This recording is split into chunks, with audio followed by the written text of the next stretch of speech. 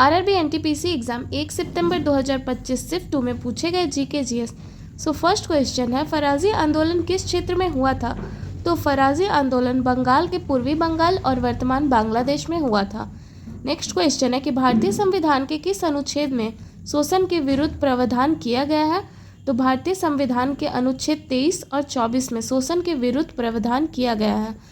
Next question है, बुद्ध पूर्णिमा 2025 के किस तारीख को मनाई गई थी? तो बुद्ध पूर्णिमा 2025 के 12 मई 2025 को मनाई गई थी।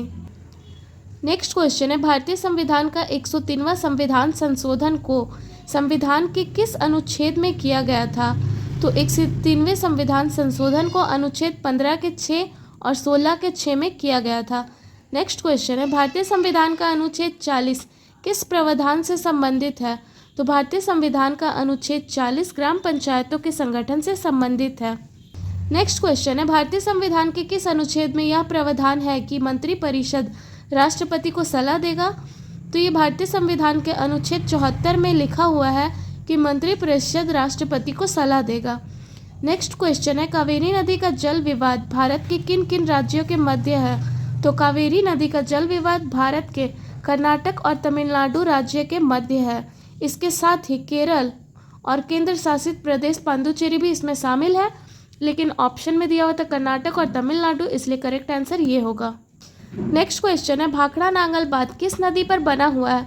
तो भाखड़ा नांगल बांध सतलज नदी पर बना हुआ है और ये हिमाचल प्रदेश के बिलासपुर में स्थित है। नेक्स्ट क्वेश्चन है, गंगोत्री गोमुख से कौन सी नदी निकलती है? तो गंगोत्री गोमुख जो कि उत्तराखंड के गंगोत्री ग्लेशियर गोमुख से भागीरथी निकलती है। नेक्स्ट क्वेश्चन है, बेम्बानाथ झील किस राज्य में है? तो ये जो बेम्बानाथ झील है ये केरल राज्य में स्थित है और ये भारत की सबसे लंबी झील मानी जाती है। नेक्स्ट क्वेश्चन है, 2025 में कथक नृत्य के लिए पद्म विभूषण से किसे सम्मानित किया गया?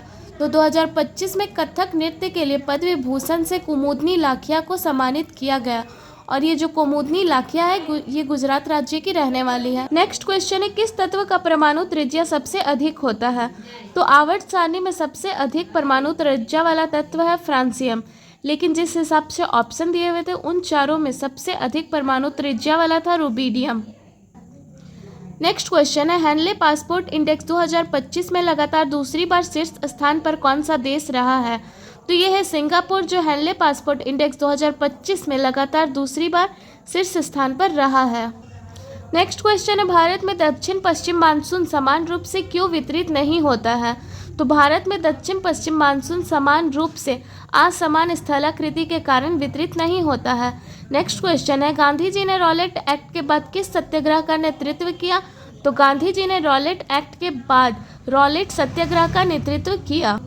नेक्स्ट क्वेश्चन है, भारत में बेरोजगारी दर निर्धारित करने के लिए श्रम बल सर्वेक्षण कौन करता है? तो भारत में बेरोजगारी दर निर्धारित करने के लिए राष्ट्रीय नमूना सर्वेक्षण कार्यकालय सर्वेक्षण करता है। नेक्स्ट क्वेश्चन है, आवर्त सारणी का कौन सा तत्व एस ब्लॉक का तत्व है?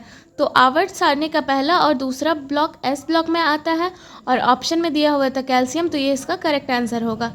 नेक्स्ट क्वेश्चन है, बाफ्टा 2025 के सर्वश्रेष्ठ अभिनेत्री का पुरस्कार किसे मिला? तो बाफ्टा 2025 में सर्वश्रेष्ठ अभिनेत्री का पुरस्कार माइकी मैडिसन को मिला।